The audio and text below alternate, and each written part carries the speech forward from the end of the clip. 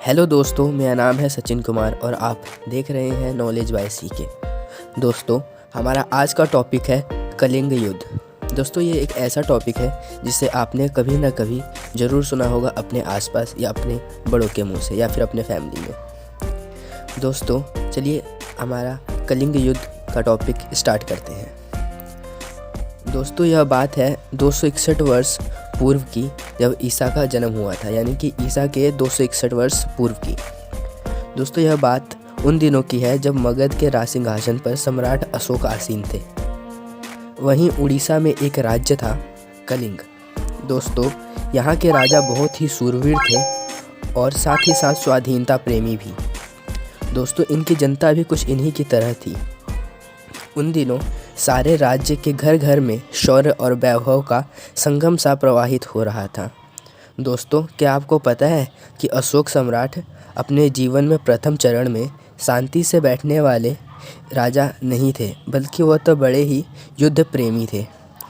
उन्होंने राज सिंहासन पर आसीन होने के केवल 2 वर्षों पश्चात ही तक्षशिला पर आक्रमण करके विद्रोहियों की अग्नि को सदा के लिए बुझा दिया था। दोस्तों, क्या आपको पता है कि यह काम उन्होंने बड़े ही कठोरता और निर्दयता से किया था। दोस्तों, राज सिंहासन पर आसीन होने के 8 वर्ष पश्चात अशोक सम्राट की तीव्र दृष्टि कलिंग पर पड़ती है। उन्होंने कलिंग के नरेश के पास एक संदेश भिजवाया, जिसमें वो उनको कहते हैं कि या तो वह उनकी अधीनता स्वीकार करें या युद्ध के लिए तैयार रहें। दोस्तों, कलिंग के राजा जो थे, उन्होंने सम्राट अशोक की अधीनता स्वीकार करने से मना कर दिया, क्योंकि वह स्वाधीनता प्रेमी थे, जैसा कि आपको पहले ही बताया था।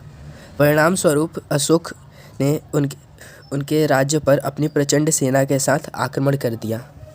जब दोस्तों युद्ध प्रारंभ हुआ तो वह कई महीनों तक चला। दोस्तों, कलिंग वासियों ने अपना सब कुछ इस युद्ध में अपनी मातृभूमि की रक्षा के लिए लगा दिया था। परंतु दोस्तों, कलिंगवासी इस युद्ध में हार जाते हैं और विजय श्री अशोक का वर्ण करती है। दोस्तों, इस युद्ध में इतने लोग मारे गए कि धरती का रंग रक्त से लाल पड़ गया था। दोस्तों, कई सारे वहाँ के गांव उजड़ गए थे, नगर नष्ट हो गए थे, खेत खलियान वीरान हो गए थे। दोस्तों, चारों ओर शमशान सा दृश्य दिखाई पड़ रहा था। अनेक स्त्रियों की मांग सफ़ेद हो गई थी। अनेक माताओं बहनों के भाई छिन गए थे और घर घर से दोस्तों रोने की आवाज़ें आ रही थी। जब अशोक सम्राट ने अपनी नज़रों से इस विनाशकारी दृश्य को देखा तो उनका हृदय कांप उठा। उन्होंने म्यान से अपनी तलवार निकाली और तोड़ डाली और तथा उन्होंने प्रतिज्ञा ली कि वह अब से कभी भी अपने पूरे जीवन में युद्ध नहीं करेंगे। दोस्तों, क्या आपको पता है, यह वही समय था जब अशोक सम्राट ने बौद्ध धर्म को अपनाया था।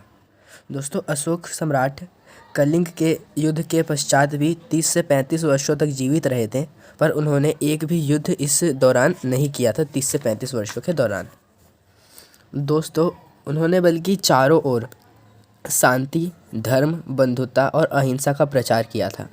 उन्होंने जगह जगह धर्मशालाएं बनवाई थीं, प्याऊ स्थापित किए थे और बाग लगवाए थे। उन्होंने पत्थरों पर भी शांति और अहिंसा के संदेश उकेरवाए थे। उनके गड़वाए हुए पत्थर हमें भारत के कई सारे प्रांतों में अभी भी मिलते हैं। अशोक ने देश में ही नहीं बल्कि विदेशों में भी शांति और अहिंसा और बौद्ध धर्म का प्रचार किया था। दोस्तों, जैसा कि आपको पता है कि बौद्ध धर्म की उत्पत्ति भारत से ही हुई थी। उन्होंने अपने पुत्र और पुत्री के द्वारा बौद्ध वृक्ष की एक शाखा श्रीलंका भी भेजी थी, जो आज भी एक वृक्ष के रूप में श्रीलंका में विद्यमान है। और दोस्तों, मैं तो यह आपको बिल्कुल यकीन से बोल सकता हूँ, अगर अशोक सम्राट कलिंग वॉर के बाद वहाँ पर रुकते नहीं और अपनी ताकत को ऐसे ही बढ़ाते रहते और यह जीतने का जुनून उनमें अभी भी ज़िंदा रहता, तो शायद वो पूरे विश्व को जीत सकते थे। क्योंकि दोस्तों, शायद अगर आप उन पर रिसर्च करें तो आप यह देखेंगे कि उनकी सेना बहुत ही ज़्यादा ताकतवर थी। धन्यवाद दोस्तों, अब मिलते हैं किसी नए टॉपिक के साथ। अगर आपको किसी टॉपिक के ऊपर वीडियो चाहिए तो आप हमें कमेंट कर सकते हैं, और अगर आप हमें कुछ कहना चाहते हो तो आप कमेंट में कह सकते हैं। धन्यवाद।